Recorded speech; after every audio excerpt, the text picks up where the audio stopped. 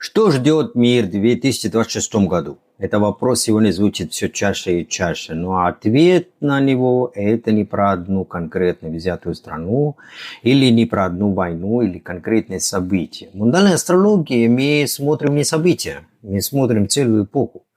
26 год – это не частный прогноз, это год, когда меняется сама конфигурация мира. Сегодня я вам расскажу, что происходит с человечеством, почему конфликты множатся, что будет с экономикой и с ресурсами, и как нам, простым смертным, прожить этот цикл осознанно.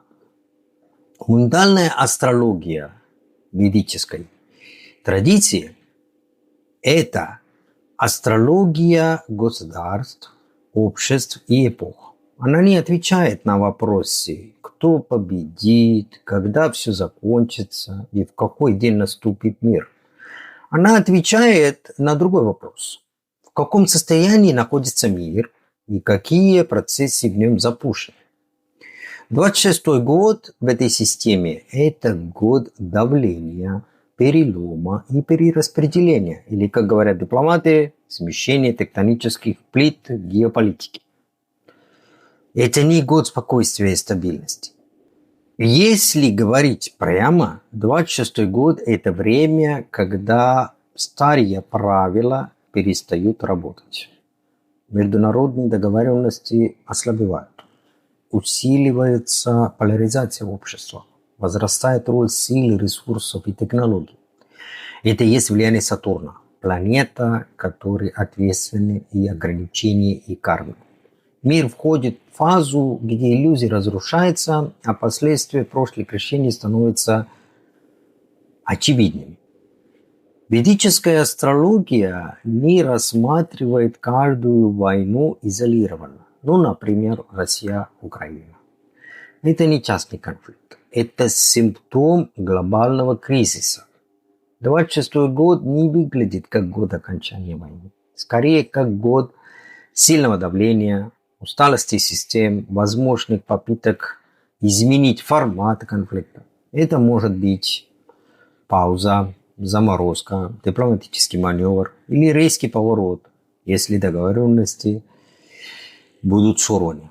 Это точка выбора, но не финал.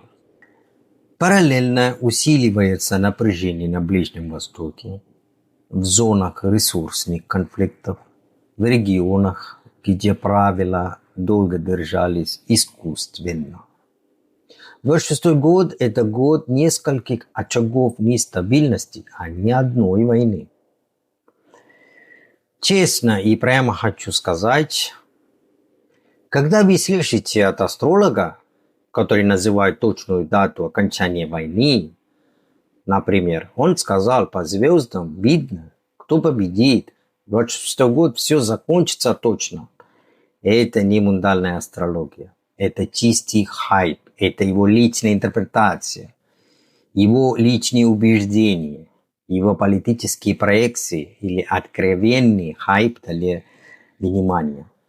В классической ведической традиции не называют точных дат войн, окончания войн.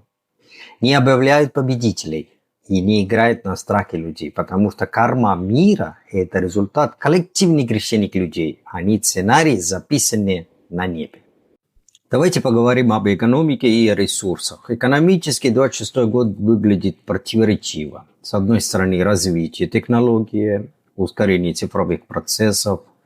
С другой – нестабильность рынков, давление на валюты, рост цен на энергию, воду, продовольствие. Усиление борьбы за ресурсы. Это период, когда на первый план выходит устойчивость, а не быстрый рост. В то же время, что происходит в это время с обществом? Меняется не только политика, меняется сам человек. Мы видим усталость от хаоса, разочарование в идеологиях, снижение доверия к громким обещаниям. Люди начинают искать личную опору, дисциплину, смысл, а не очередного спасителя. Что делать человеку в этом эпохе? Ведическая астрология не пугает. а научит жить в эпохе. 26-й год не время суеты и авантюр. Это время внутренней устойчивости, ответственности, честного взгляда на свою жизнь. Тот, кто выбирает осознанность, выходит с этого цикла сильнее. Мундальная астрология показывает направление эпохи. Но как именно этот год проживет каждый человек, это уже отдельный разговор в нашем следующем ролике. Если вы еще не подписаны на канал, обязательно подписывайтесь, ставьте лайк, если вам откликнется такой формат анализа с моей стороны. Пишите свои вопросы и размышления в комментариях под этим видео. Я всегда отвечаю лично каждому. И совсем скоро на канале выйдет продолжение. Это персональный прогноз на 26 год для каждого знака зодиака.